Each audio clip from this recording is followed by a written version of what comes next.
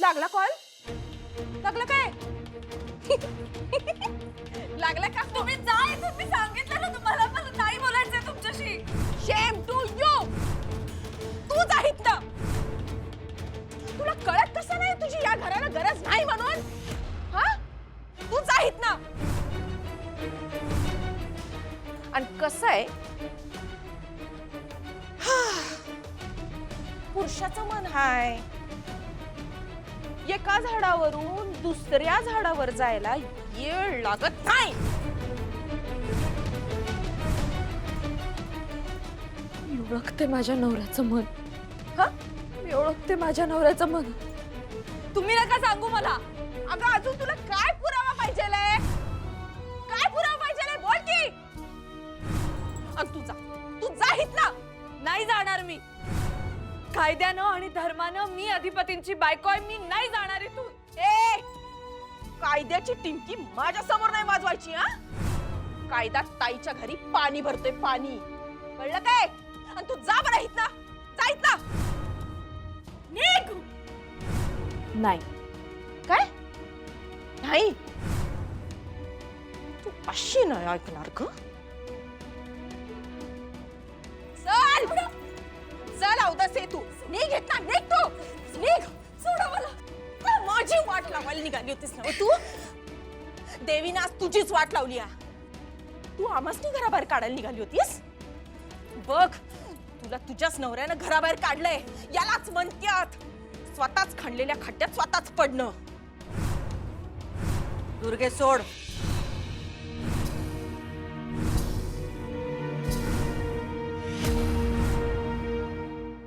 देवाला साकडच घातलंय बघा. आधिपत्याने सुनबाईचं भांडण मिटू दे, दोघंही एकत्र येऊ दे. अरे आजी, चारू सर, तुम्ही इथे कसे काय? तुम्ही इथं कशा? आज संक्रांत आहे ना, म्हटलं देवीचं दर्शन घेऊयात आणि ओटी भरूया म्हणून आले होते. आम्ही बी दर्शनालाच आलो. हो ना. कशा आहात आजी? सर कसे आहात? तब्येत वगैरे ठीक आहे ना? तब्येत ठीक आहे माझी, पण तुम्ही सर वगैरे का म्हणताय? आपण एका कुटुंबाचा भाग आहोत. हा वय की, तुम्ही इनबाई आहात आमच्या. तुम्ही माझ्या बहिणीसारख्या आहात. तुम्ही दादा म्हणा मला. बरं. आजी, तिळगुळ घ्या, गोड गोड बोला. पाया पडते. दादा कशा आहे? घरी सगळं ठीक आहे ना? घरात चैतन्य उरलंय कुठे ताई? अक्षरा नाही ना घरी. ताई आम्हाला माफ करा. आमच्यामुळं अक्षराला तुम्हाला खूप त्रास झाला. पण बस झाला आता. या दोघांची भांडणं मिटली पाहिजेत बघा. दोघंही एकत्र आलं पाहिजेत. अहो हो आजी, आता दोघं एकत्र येणारच ना. म्हणजे आम्ही त्यासाठी प्रयत्न करतोय, पण अक्षरा आणि अधिपती ऐकतात कुठे? ते दोघं ना एकमेकांशी बोलतायत ना फोन करतायत. त्यांनी इनिशिएटिव्ह घ्यायला पाहिजे ना. हो, पण आता अक्षराने घेतलाय ना इनिशिएटिव्ह. म्हणजे हो, अक्षरा आज गेली आहे अधिपतींना भेटायला. अगं बाई वय काय? हो. कुठे भेटणार आहे दोघं? अहो तुमच्याच घरी. अक्षरा आमच्या घरी गेली? खरं का काय? अहो आजी, मी खोटं कशाला सांगेल. अक्षरा आणि तिचे बाबा गेलेत ना आज भेटायला अधिपतींना. दोघं भेटतील, बोलतील, सगळं ठीक होणार आहे. काळजी नका करू. आज त्यांचं भांडण मिटेलच. हे भांडण मिटायलाच हवं ताई.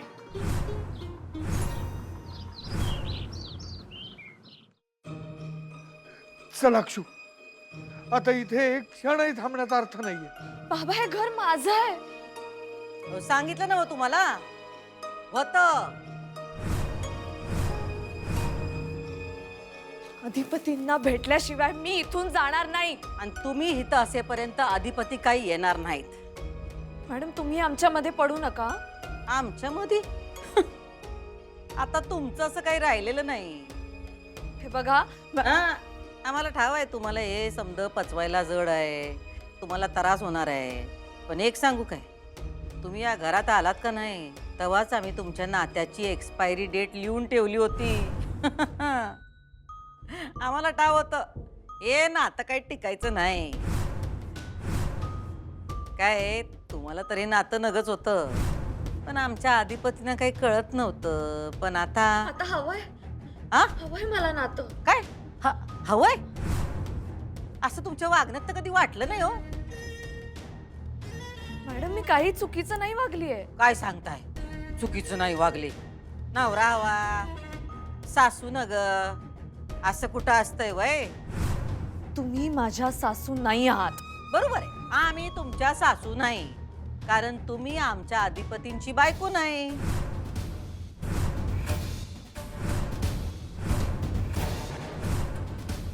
अधिपती आम्हाला आई मानतात, तुम्हाला बायको मानतात का नाही ह्यो सवाल आहे. तुम्ही आमच्या घरात आलात तेव्हाच आम्हाला कळलं होतं तुम्ही डोईजड होणार. काय आधी प्रेमाच्या धुंदीत अधिपतीनं हे सगळं तुमच्याबद्दल काय कळलं नाही. कसं आहे, जेव्हा माणूस बरोबर राहायला लागतो तेव्हा त्याला त्याचा खरा स्वभाव कळतो.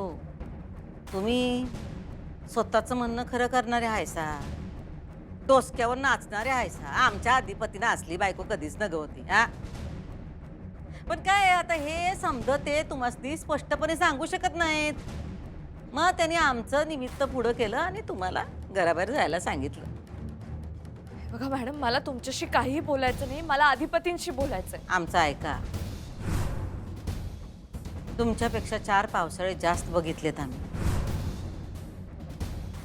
मनानं सोडून द्यावं, पुढं जावं, आपली आब आपणच राखावी. हे तुम्ही नका सांगू मला. तसं असलं असतं तर तुम्ही हे घर सोडून कधीच गेला असता. तर ना आता ही लई बोलायली आता आई. हिचं तर आता मुर्तच पाडते मी.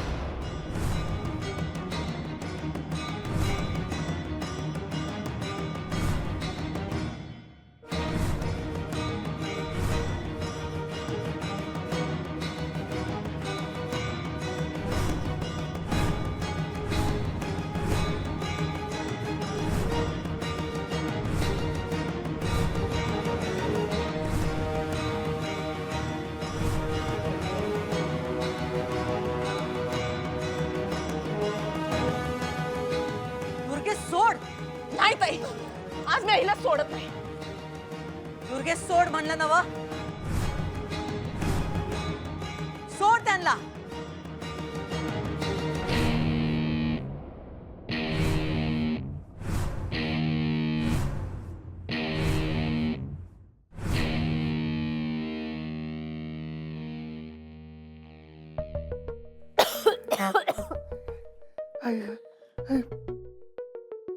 नीट सांगितलेलं तुम्हाला कळत नाही. आता थांबलाच हायसा, आता एक ऐकून जावा. आम्ही या घरातून बाहेर गेलो नाही कारण अधिपतीनं आम्ही जायला नग होतो, आणि तुम्ही या घराबाहेर गेलात कारण अधिपतींना तुम्ही या घराबाहेर जायला हवा होता. कळलं काय?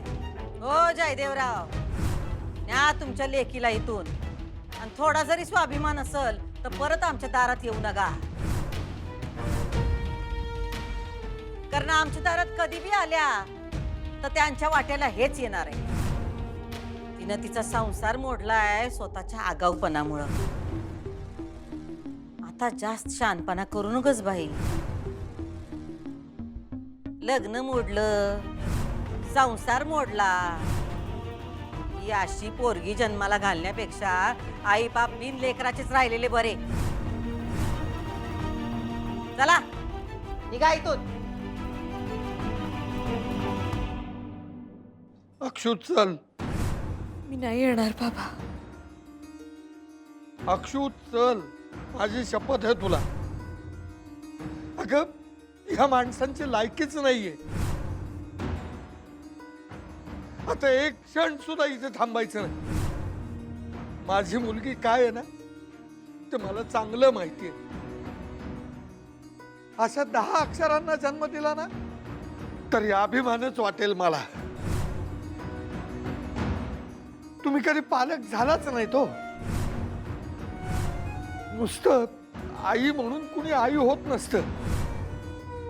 हो, जन्माला घातल्यावर कळतं आई बाप म्हणजे काय.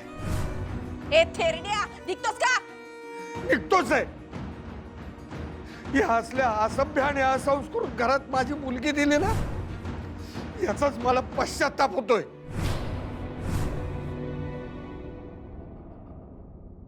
चल अक्षू.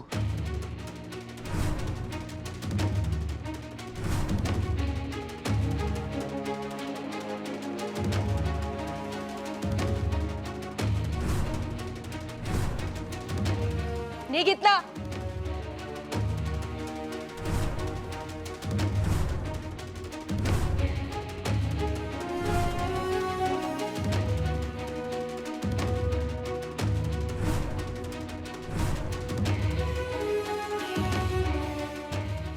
हे बी घे काय ते.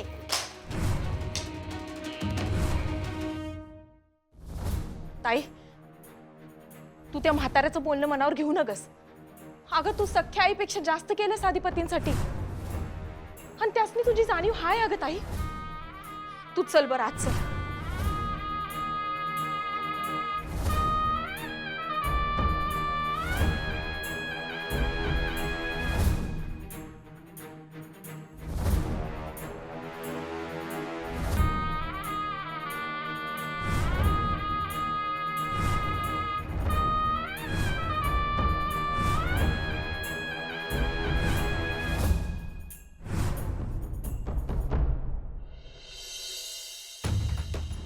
तो मदन आल्यापासून ना ताई फक्त मदन मदन एवढंच करते. तुमचा तिला डिस्टर्बन्स होऊ नये म्हणून तिने तुम्हाला फोनवरून ब्लॉक सुद्धा केलंय. तिला तुमच्या घरात परत यायचं नाहीये. दादा, बापरे, काय माणसं आहेत ही. माणसं तरी कसं म्हणावं. बाबा तुम्ही शांत व्हा बरं. अगं, एवढा क्रूरपणा बघून मी शांत कसा होऊ. आणि या अशा लोकांमध्ये तू शिक्षणाची ज्योत पेटवायला निघाली होती. अक्षू, अगं मी बरीच माणसं बघितलीत ग अडाणी, ज्यांचं मन खूप मोठं आहे, पण यांच्याकडे न मन आहे न भावना आहे. तो फक्त माज आणि बाबा बाबा अहंकार. शांत व्हा. ताई पण नाहीये. थांब थांबा. चला चला चला चला चला चला. सोडा सोडा. चला चला.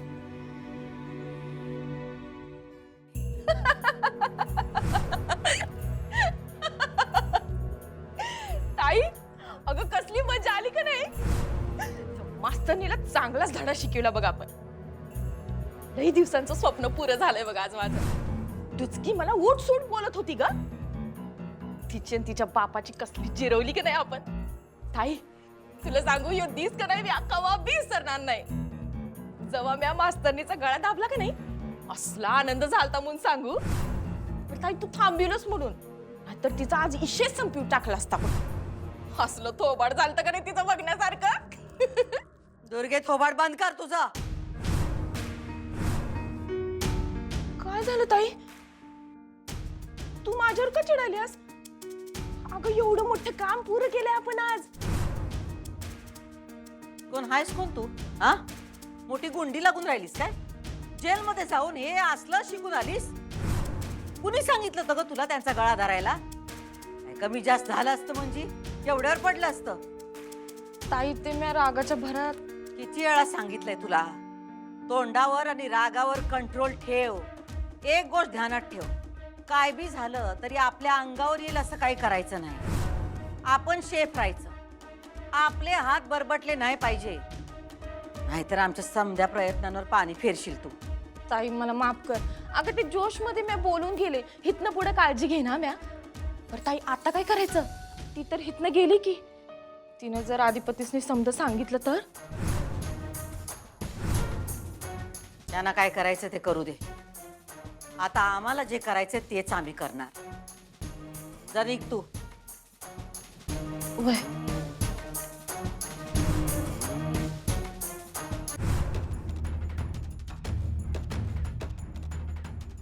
ताई असं सांगते की तुम्ही सारखं आई आई करता, ह्याचा खूप त्रास होतो तिला. पण आता मदन आलाय तर त्याच्याशी बोलून तिला खूप बरं वाटतंय. ताईला मदन शिवाय काही करमतच नाही आणि मदनला सुद्धा तिच्याशिवाय काही करमत नाही. नाही नाही नाही, इराताई बोलल्या ते काय खरं वाटत नाही मला. असं कसं असेल? सकाळी उठल्यापासून तर रात्री झोपेपर्यंत सगळं सांगायच्या मास्तरीनबाई मला. आज शाळेत असं झालं, घरात तसं झालं, आईकडं असं झालं आणि वर्गात असं झालं.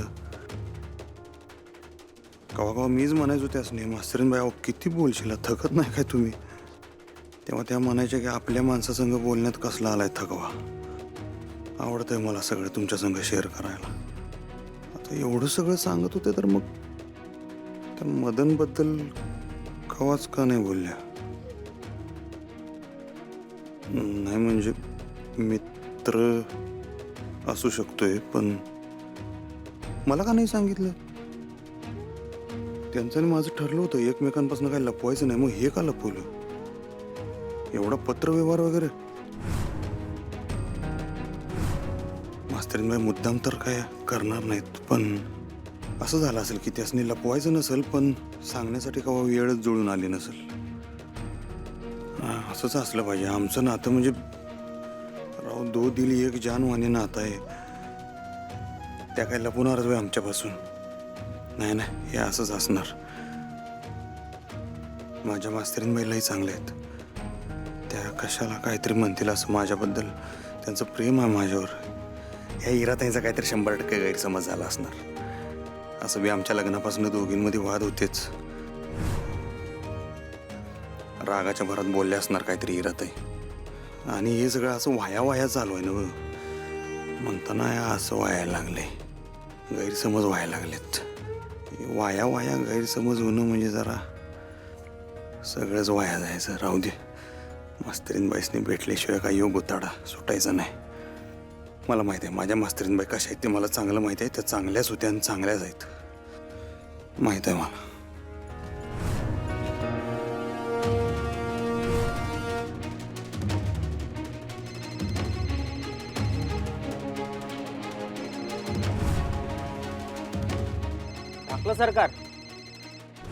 टाकलं सरकार. अहो काय झालं? कवापासून फोन वाजतोय तुमचा?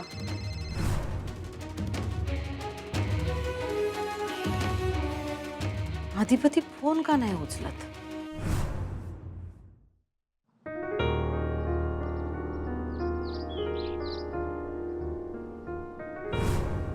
आता याचा छडा लावलाच पाहिजे अक्षरा. आता गप्प बसून चालणार नाही.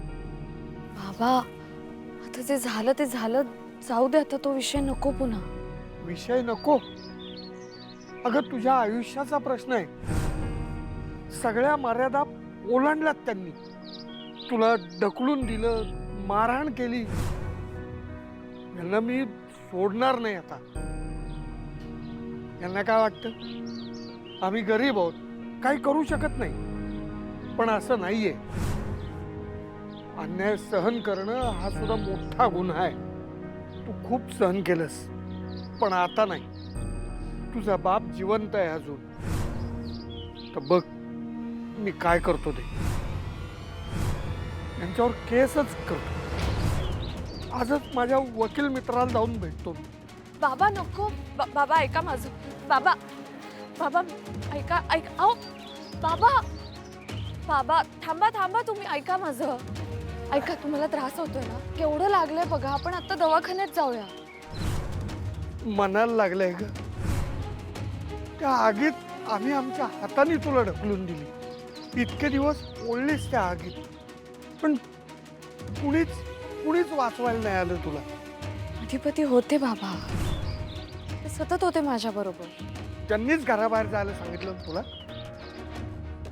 त्या आईच्या होला हो करतात म्हणून तुझ्यावर ही वेळ आली. देवा परमेश्वरा, अरे काय केलं हे मी? पोरीच्या आयुष्याचं वाटोळं केलं. असं काय बोलतोय बाबा? असं नका बोलू प्लीज. अक्षरा, तुझ्या या परिस्थितीला मी जबाबदार आहे. एक बाप म्हणून मी फेल झालो, सपशेल फेल झालो. सपशेल चुकलो. बाबा माफ कर मला. असं काय बोलतोय बाबा? असं नका बोलू प्लीज. तुमची काहीच चूक नाहीये. सगळी माझीच चूक आहे. आणि एकदा नाही, दोनदा चुकलो मी. सगळी माझीच चूक आहे. बाबा प्लीज.